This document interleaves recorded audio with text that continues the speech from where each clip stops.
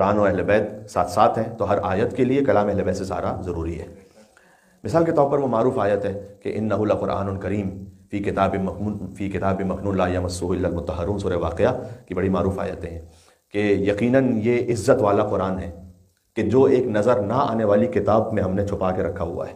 ابھی کسی خاص قرآن کی طرح اور کسی خاص مطلب کی طرف اشارہ ہے۔ یہ قرآن تو وہ ہے کہ جو ہمارے سامنے ہے، لیکن اس قرآن کی ایک نورانی کیفیت ہے کہ جو عالم انوار میں ہے۔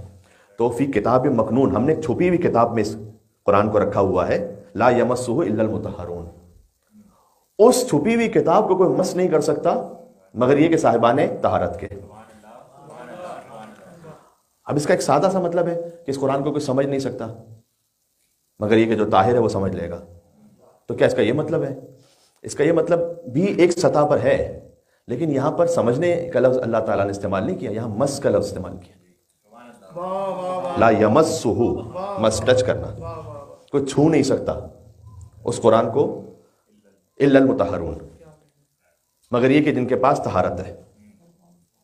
تو طہارت ہے کا کیا مطلب ہے؟ میں 3 دفعہ شاور لے کر 5 مرتبہ کپڑوں کو دھو کر اچھی طرح سے طاہر ہو کر کوئی چھینٹے بھی نہیں پڑے تو میں کیا اس قرآن کو مس کر لوں گا؟ نہیں۔ قرآن کو تو اچھا اگر یہ ظاہری معنی ہو تو کتنے لوگ ہیں جو شاید حالت نجاست میں قرآن مس کر لیتے ہو، نعوذ باللہ من ذالک۔ ہو سکتا ہے نہیں ہو سکتا؟ تو کیا کوئی پتھر کا بن جائے گا؟ کیا کوئی اسی وقت موت آ جائے گی اسے؟ تو اس کا مطلب یہ کہ ظاہری مطلب تو نہیں ہے، اس کا مطلب کچھ اور ہے۔ تو یہ کون سی طہارت مراد ہے اور یہ کون سا قرآن مراد ہے؟ کون سی نورانی کیفیت میں؟ تنزیل من رب العالمین۔ آگے یہ فرمایا کہ ہم نے اس قرآن کو پھر آہستہ آہستہ کر کے نازل کیا ہے تاکہ تم تک وہ پہنچے۔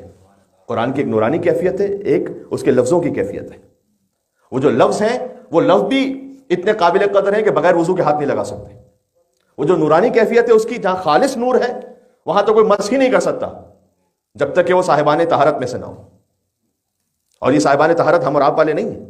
اب قرآن کی آیت کو دوسری آیت سے جوڑ لیجئے گا، سورہ احزاب کی مشہور آیت ہے انما یرید اللہ لیذھب عنکم الرجس اہل البیت ویطہرکم تطہیرا لا یمسہ الا المطہرون۔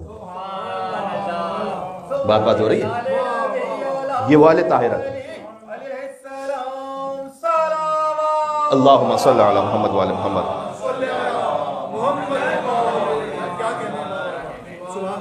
جنہیں طہارت اللہ نے عطا کی ہے ان کے سوا کوئی مس نہیں کر سکتا اس قرآن کو۔ یہ مس کا لفظ ہے یہاں پر۔ اسی لیے مولا علی علیہ السلام کے لیے بھی ایک بڑی لطیف حدیث ہے، میں تفصیل میں تو نہیں جاؤں گا۔ بہرحال حضور مکرم نے فرمایا کہ لا تسبوا علیٰ، علی پر سب و شتم ہرگز نہ کرو، انہ ممسوس فی ذات اللہ۔ ممسوس وہی مس سے ہے، ممسوس جسے مس کیا گیا ہو۔ انہ ممسوس فی ذات اللہ، وہ اللہ سے اتنے قریب ہیں، اتنے قریب ہیں۔ یہ تعبیر استعمال کی رسول اللہ نے، میں کیا کروں ترجمہ اس کا؟ اللہ سبحانہ وتعالیٰ کا کوئی جسم نہیں ہے، فَإِنَّهُ مَمْسُوسٌ فِي ذَاتِ اللَّهِ، جیسے کہ مس ہو چکے ہوں۔ ممسوس فی ذات اللہ، علی کو سب و شتم نہ کرنا، وہ اللہ سے ایسے قریب ہے کہ ممسوس فی ذات اللہ، کہ جیسے کوئی مس کر رہا ہو۔